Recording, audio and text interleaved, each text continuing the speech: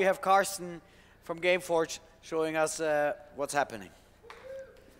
Thanks, Jamie. Hello, Wir sind everybody. Gameforge. Wir machen Online-Spiele.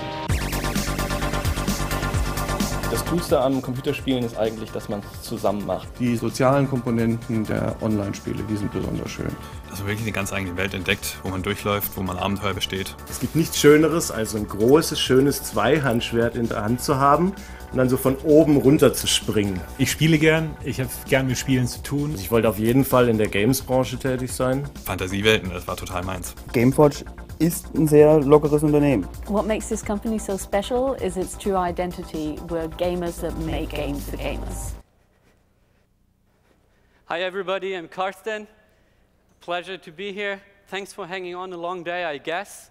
I'm with Gameforge, and as you have seen, we're doing games. So we do that for a good 10 years now. Actually started the first game which our founder, Alex, you saw him in the first picture, was putting live.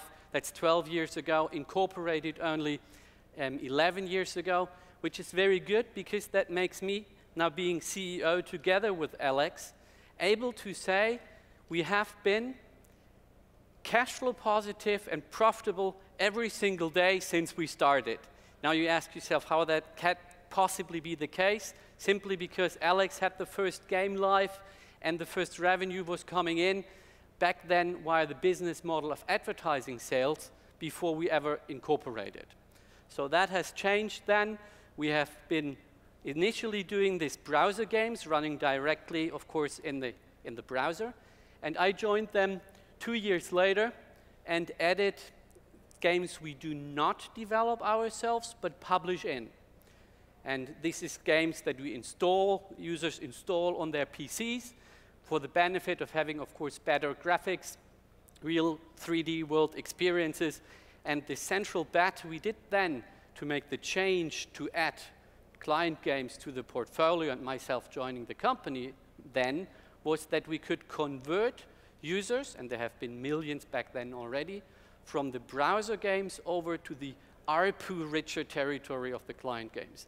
The moment you have the 3D world avatar experience, the average revenues per user is luckily going up. So that change turned out to work very well for us, itself being a change where also we were utilizing our learnings that we made from publishing our self-developed games, applying that to other games we do not develop ourselves. Yet we continue to develop. So for example, just a few weeks ago we did a hammer time forging with our anvil experience. Sound would be nice? And the topic is Karlsruhe.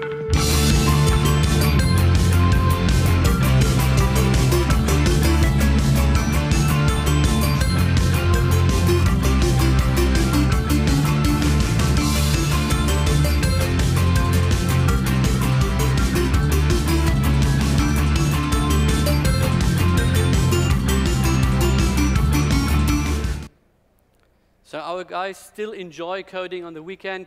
We are sponsoring game jams, as they're called, of other institutions, but also annually doing our own same thing. And the winners of this year's game jam, just 2 fortnights ago, we will actually bring them to the Hilton, Doubletree Hilton, just 200 meters from here for a weekend, and to watch a show, the Lego Brick Force exhibition here.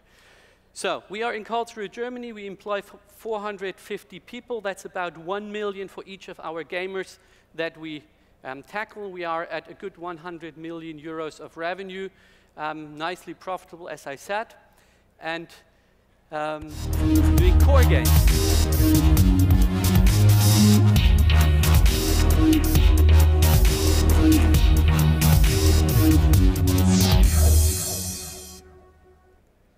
The core games are always multiplayer. That's really what we like, and we have been very lucky that for a long time free-to-play was a concept that wasn't picked up in the Western Hemisphere by a Ubisoft or a EA or the big ones.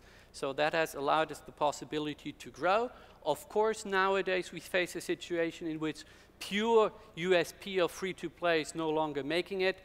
It will be a more hybrid situation in which we are also adding models where there is other revenue streams, like selling some software up front or bundling up the benefits that you get in an item shop with some sort of a subscription.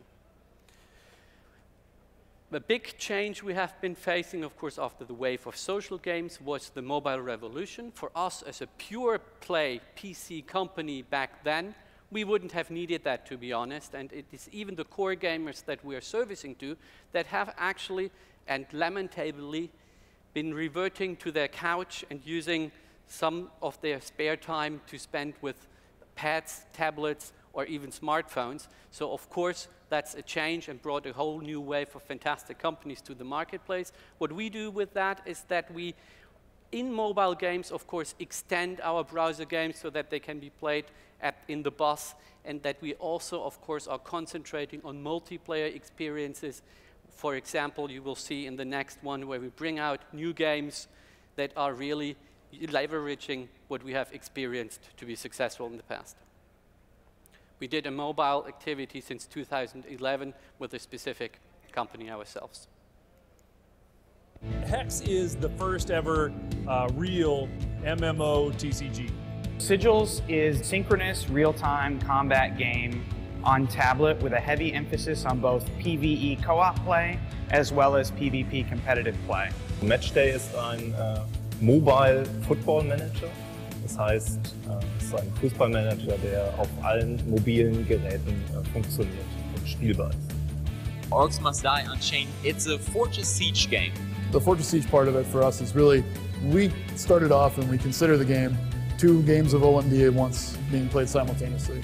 Instead of just building the traps on one side, I'm now building the traps and I'm doing the fighting.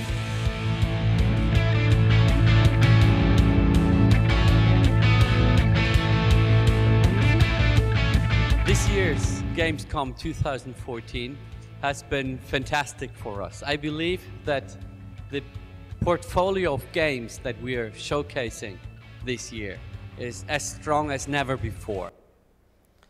I guess you have had a lot of Germans on stage already today. I apologize, but this year we need to have football in whenever we appear, so that's what it is. But you remember the 1-5 in Munich, so I watched it here, very close in a pub. That was hard.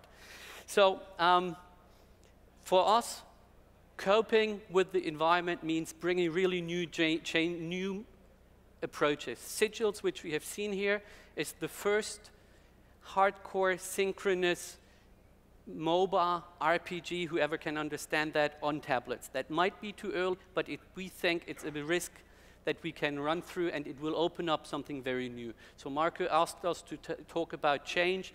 The new games are completely changed, and whatever we've did in the past is great and allows us the possibility to invest in these new games, which are core in multiplayer, things we believe in and love on all platforms. Thank you very much for your attention, and have a great evening.